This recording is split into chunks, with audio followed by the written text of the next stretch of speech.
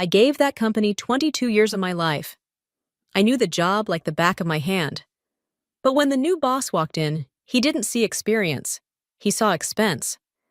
And within weeks, I was out, replaced by the very intern I had mentored.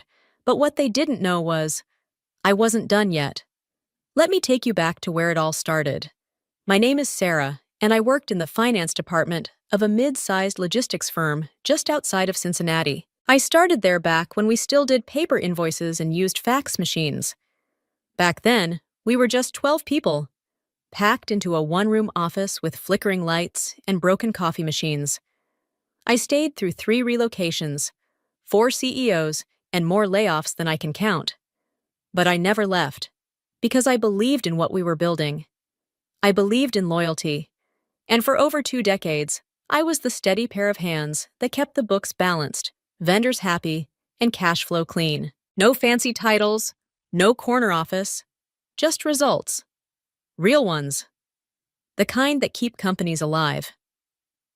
Then came Lucas.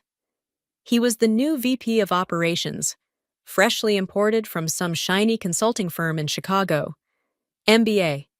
Expensive haircut, skinny tie, full of buzzwords like agile transformation and synergy acceleration. He looked at the company like it was a game of chess, one he intended to win fast, no matter who got knocked off the board. From the moment Lucas walked in, something shifted. He didn't want to understand how things worked. He wanted to reinvent them. And to do that, he needed to make space, cut costs, streamline departments, trim the fat. Apparently, I was part of that fat. But he didn't come for me directly. He smiled in meetings, called me institutional wisdom, asked me to train a new intern, Chloe, a bright, bubbly 23-year-old fresh out of college. She was sweet, curious, eager to learn. I took her under my wing, walked her through every spreadsheet, every process, gave her shortcuts I'd learned over decades. She reminded me of myself, in a way, but I had no idea she would be stepping into my shoes. Just weeks later. It started small. I was no longer CC'd on certain emails. Meeting invites stopped coming in. Lucas started directing Chloe to sit in on client calls. I chalked it up to mentorship. I wanted her to grow. Then came the Friday morning I'll never forget. Lucas called me into his office, smiling that same corporate smile, and said, "Sarah, we're going in a new direction. Your role has been made redundant. This has nothing to do with performance. It's a structural change." I didn't say anything. I couldn't. My throat closed up. My hands trembled. 22 years, gone with one sentence. They offered me a 2-week severance and an HR packet. No handshake, no thank you. And Chloe? She moved into my desk on Monday. Didn't even look me in the eye. Maybe she was told not to. Maybe she felt guilty. Maybe she didn't care. I went home that day numb. Sat in my car for nearly an hour before I could even turn the key. I wasn't just fired. I was erased. Like I never existed. Like none of it had mattered. But here's the thing about underestimating someone like me. You never see the storm coming. Until it's already too late. I wish I could say I bounced back quickly. I didn't. The first few weeks after being let go were a haze. I woke up at 6 a.m. every morning, like clockwork, only to remember I had nowhere to go. The silence in my apartment was deafening. I missed the hum of the office printer, the clatter of keyboards, the morning coffee runs, even the annoying squeak from the chair in the conference room. But most of all, I missed purpose. And that's when the humiliation really sank in. It wasn't just that I'd been fired, it was how it happened. Quietly, without recognition, without gratitude. After 22 years of loyalty, I was disposed of like an outdated file. And Chloe, someone I had poured knowledge and patience into, had stepped into my place without hesitation. I tried to give her the benefit of the doubt at first. Maybe she didn't know. Maybe she wasn't given a choice. But when I checked LinkedIn one afternoon, her new title was front and center, finance associate, full-time. And there she was, smiling in a group photo, arms crossed, standing right in front of the whiteboard I used to scribble on during Monday meetings.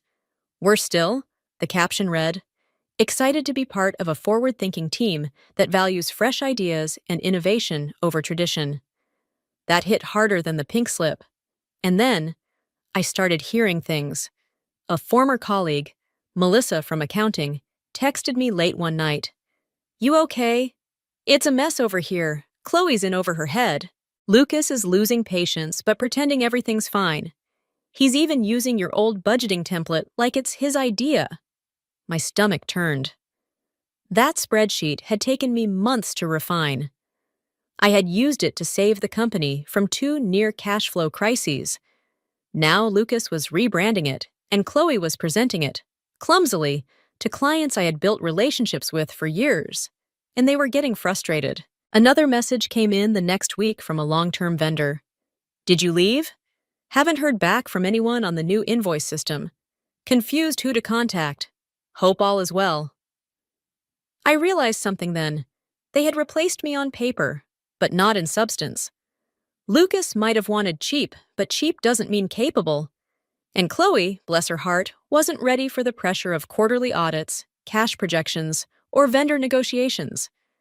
She was trying, sure, but she was drowning in a pool she didn't even know she was in. And Lucas, he was too arrogant to admit the cracks were showing. That's when my emotions shifted. The numbness, the sadness, they gave way to something sharper, cleaner, anger. Not the explosive kind, but the kind that simmers, the kind that makes you sit up straighter, think clearer, move smarter. They had underestimated me. I had built relationships in that company that went beyond job titles. I knew every pattern in the cash flow cycle. I understood our clients, what made them stay, what made them leave. I saw things Lucas never bothered to ask about, and now those blind spots were going to cost him. I wasn't going to scream. I wasn't going to argue. I didn't need to, because I still had one thing Lucas never would: credibility. And credibility, in business, is everything. I started making a few quiet phone calls, nothing dramatic, just friendly catch-ups with people who mattered. Clients, vendors, a retired board member who still had influence. I didn't ask for anything, just reconnected. Reminded them I was still around, still sharp, still someone they could trust. And the more I listened, the more I realized the storm was already coming. Lucas just hadn't looked up yet. It's strange how quiet things can get when you've been cut off from a place you once called your second home. My email account was deactivated, my company badge useless. Even old coworkers were hesitant to reach out. I wasn't just gone. It was as if I'd never existed. It felt personal, too personal. But I didn't wallow, not for long. Instead, I watched. I listened. The updates kept coming, casual mentions from former coworkers, even whispers from clients who had no idea I was no longer with the company. I didn't seek them out. They came naturally. That's what happens when you've spent decades earning trust. People remember. And what I kept hearing wasn't good. Chloe had stepped into my role, but the shoes were far too big. Mistakes on reconciliations, missed follow-ups with key vendors, errors in quarterly projections. The team was covering for her, but they were tired. And Lucas? He was doubling down, pretending everything was under control. He couldn't admit that his cost-saving move was starting to bleed. One of the client managers I used to work closely with reached out in frustration. "Sarah, who's running things over there now? They sent me the wrong invoice twice. It's like they're guessing at numbers." Too disappointing for words. Another vendor emailed me personally, even though I wasn't supposed to be reachable. "Are you still overseeing accounts?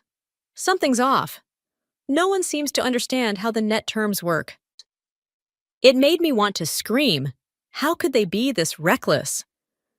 But what hit hardest was an old team member, Jenna from payroll, messaging me on LinkedIn one night. "I miss you, Sarah. Things aren't the same. Honestly, they're falling apart. Chloe's overwhelmed and Lucas doesn't care. It's awful." That one hurt. Because despite everything, I didn't hate Chloe. I knew she didn't ask for this. She'd been used, pushed into a role she wasn't trained for by a man who thought experience was overrated and loyalty was irrelevant. Lucas hadn't just replaced me. He had dismantled something that worked and replaced it with smoke and mirrors. And for what? A few dollars saved on a salary line? I began journaling everything I was hearing. I didn't plan to use it, at least not yet. But something told me this wasn't over. The company I gave 22 years to was slowly unraveling, thread by thread. And I wasn't even in the room. The irony? Lucas had built his image on being a savior, the young exec who modernized a stale old system. He gave interviews, shared motivational quotes, even posted a podcast episode titled, "Cutting Costs Without Cutting Corners." What a joke! He had no idea what was really holding things together before he arrived. No clue that corners often hid the people quietly doing the work that made his job easier. And now he was discovering what happened when those people disappeared. Still, I wasn't out for revenge. Not yet. Part of me still hoped maybe someone would reach out. Maybe Lucas would admit he made a mistake. Maybe the company would see the cracks before it was too late. But then, 3 months after I'd been let go, I got a call from someone I never expected to hear from. His name was Carl, a soft-spoken man in his 60s who used to serve on the board years ago.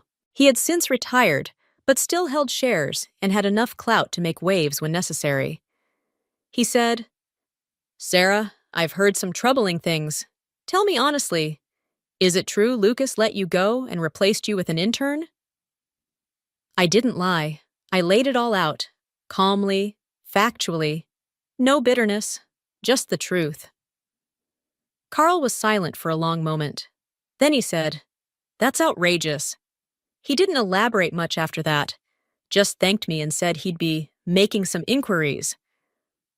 I hung up, stunned. Could this actually be the beginning of something? Was someone finally paying attention? I didn't know what Carl would do, but I knew this much. If he was asking questions, others soon would too. And if Lucas thought the worst was behind him, he was in for one hell of a surprise. After I hung up with Carl, I sat there in stunned silence. I hadn't expected anyone to care, let alone someone like him. But he had listened, really listened, and his reaction wasn't lukewarm. It was outrage. That gave me something I hadn't felt in a while. Hope. Still, I didn't count on a miracle. I'd been in the corporate world long enough to know that outrage doesn't always lead to action. But something had shifted. I could feel it. Carl wasn't just a retired board member. He was the kind of man who asked questions when he already suspected the answers, and it wasn't long before the ripples began. A former client, one of our biggest accounts from the Midwest, called me out of the blue. He sounded annoyed, borderline panicked. "Sarah, we've been trying to get answers on last quarter's reconciliation. Nobody's giving us a straight story. You wouldn't happen to be consulting on the side now, would you?" I smiled, almost laughed. Too unbelievable. Just 3 months ago, they kicked me out like a relic of the past. And now their top client was chasing me. We set up a call. Nothing formal, just a friendly review. I walked him through what I would have done had I still been in charge. He took notes, asked if he could loop me in again the following week. 1 call became 3. 3 became 5. I wasn't just back in the game. I was building something new, on my terms. It was empowering, but it was also bittersweet. Part of me still wrestled with the betrayal. Every time I thought of Chloe, sitting at my desk, presenting half-baked spreadsheets I once pored over late at night, I felt a sharp sting of disbelief. How did it come to this? How could someone like Lucas be given so much power and use it so carelessly? But now I had clarity. Lucas hadn't made a strategic decision. He had made an ego move, one based on arrogance, not vision. And Chloe? She was simply collateral damage, set up to fail so he could justify further changes. It made me sick, but anger without action? That wasn't me. So I started moving, not loudly, but deliberately. I reached out to a few old vendor contacts, offered free consultations to some struggling small businesses, and began quietly positioning myself as a trusted advisor in financial operations. The response was overwhelming. Apparently, experience did still matter. One evening, while reviewing an old invoice structure I'd once customized for our biggest client, I got another call, this time from Jenna, the payroll colleague who'd messaged me earlier. Her voice was quiet, cautious. "You didn't hear this from me," she said, "but there was a meeting yesterday, a heated one. Carl was there. He asked very specific questions. About you, about the intern, about missing documentation." Lucas turned pale. My heart skipped. Was it finally happening? Then Jenna added something that made my jaw drop. Carl asked for copies of the last 2 quarterly reports, not the ones Lucas polished for presentation. He asked for the raw data. I couldn't believe it. After months of being silenced and replaced, the truth was finally being unearthed. It was too early to celebrate, but I allowed myself a small smile. Because when people like Carl start digging, they don't stop until they hit the bottom. The moment Jenna told me Carl was digging through raw financials, I knew the clock had started ticking. Lucas had built his empire on polished decks and inflated projections, but raw data doesn't lie. And if Carl was smart, and he absolutely was, he'd start to see the patterns I had spent years managing and correcting. The timing, the gaps, the numbers that didn't quite add up unless you understood the business. I didn't need to lift a finger, because Lucas had already sown the seeds of his own downfall. All I had to do was stay ready.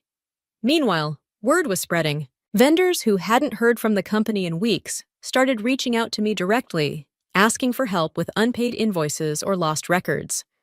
One of them even said, "We used to love working with your team. Now it's chaos over there. What happened?" What happened? Lucas happened. That's what. I started consulting part-time. Quietly, I helped 3 vendors restructure their receivables. One client asked me to audit their books to ensure they weren't being overcharged under the new partnership with Lucas's firm. They were, by over 12%. Too outrageous. I wasn't just rebuilding my reputation, I was reclaiming my identity. For the first time in months, I felt like myself again. And that's when the email came. Not from Jenna, not from Carl. From Chloe. The subject line was just one word. Sorry. I opened it, unsure what to expect. Inside, a message that felt equal parts apology and confession. "Sarah, I don't know if you'll ever forgive me, but I have to tell someone. I didn't know Lucas planned to replace you. I thought I was shadowing you to support you. The day they let you go, he told me it was your idea to step down. I only realized the truth later, and by then, it was too late. I'm so sorry. I think I'm in way over my head. I don't know what to do." I sat back in my chair, stunned, so it was a lie. A manipulative one. Lucas had told Chloe I chose to leave, that I had stepped aside.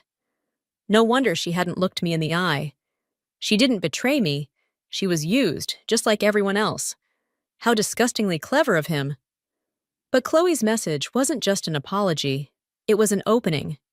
I replied, "I appreciate your honesty. You didn't deserve to be caught in this. Neither did I. If you need help, I'll guide you. But understand this. Lucas's actions have consequences, and they're coming." We arranged a video call. She looked exhausted. Dark circles under her eyes, her once bubbly tone now flat. She'd been working weekends, trying to stay afloat. Lucas had been micromanaging her, blaming her in meetings when things went wrong, but still propping her up publicly to maintain the illusion of success. What a coward. But during our conversation, she shared something critical. "Lucas told me to use the Q1 smoothing model you left behind. But when I asked him how it worked, he said to just trust the formula." My heart dropped. That model was a forecasting template I'd built, with one key caveat. It only worked when paired with detailed vendor schedules and seasonal cash flow offsets. Without that context, it would create a wildly inaccurate picture of revenue timing. Oh no.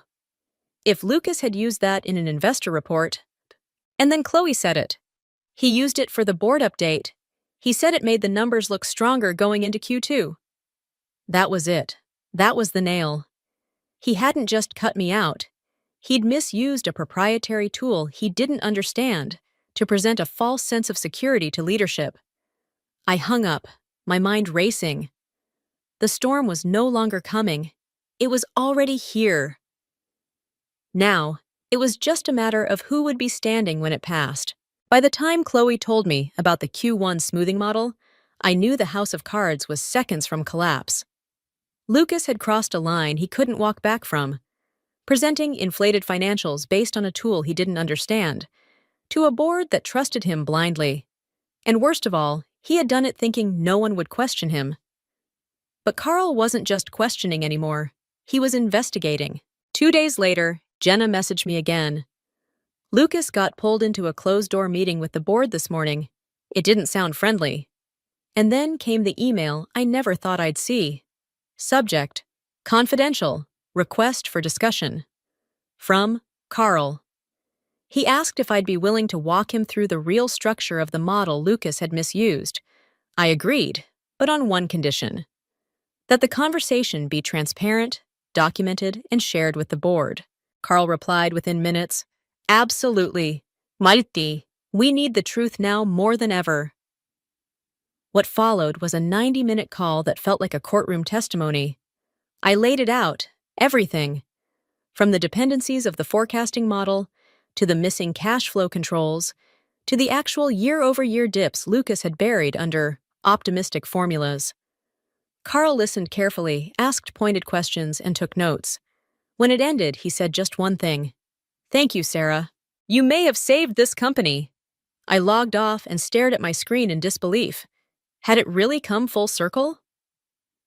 The next morning, news broke internally. Lucas was suspended pending a full audit. Chloe forwarded me the memo, and at the bottom was a line that made me audibly gasp.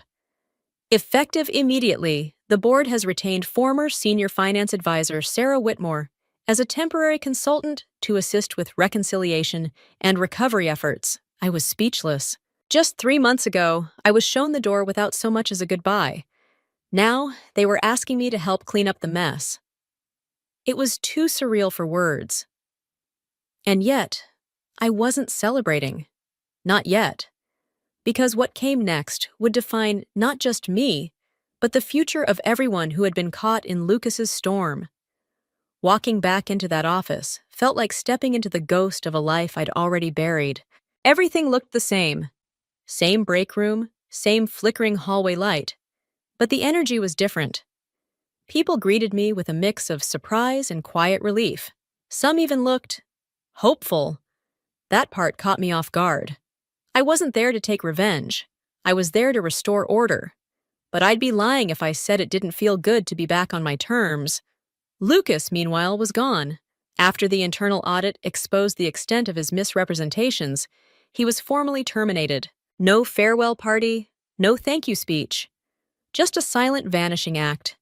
Exactly the kind of exit he had once orchestrated for me. Poetic, really. Chloe resigned a week later. We had one final conversation, this time without guilt or pretense. She thanked me sincerely and said she needed time to figure out who she really was, outside the shadows of people like Lucas. I respected that. She had been used just like the rest of us. My role as a consultant wasn't permanent. But in 3 months, I stabilized what had been broken. I reinstated clean systems, re-established vendor trust, and helped coach the next team of professionals, not interns thrown into the fire, but real hires, properly trained. Then I walked away, this time by choice. No bitterness, just peace. Funny, isn't it? I was once replaced like I didn't matter. And yet when things fell apart, the one thing they needed most was me. Experience, it turns out, doesn't age out. It compounds. I'm now running my own consulting firm, working with clients who value clarity, loyalty, and long-term thinking. The kind of values that don't show up in flashy slides, but keep businesses alive. And to this day, I keep one reminder on my desk. A folded piece of paper that simply reads, "They thought I was gone. I was just getting started." Sometimes the people who get overlooked are the very ones holding everything together. If you've ever been cast aside, underestimated, or replaced without cause, know this: your value isn't defined by a title or a salary. It's defined by your impact, your integrity, and the people who remember you when things fall apart. Have you ever been pushed out unfairly? Or watched someone you respect get replaced by someone cheaper, younger, or more modern? Share your story in the comments. Let's talk about it, because your voice deserves to be heard, and your story might just inspire someone to rise again.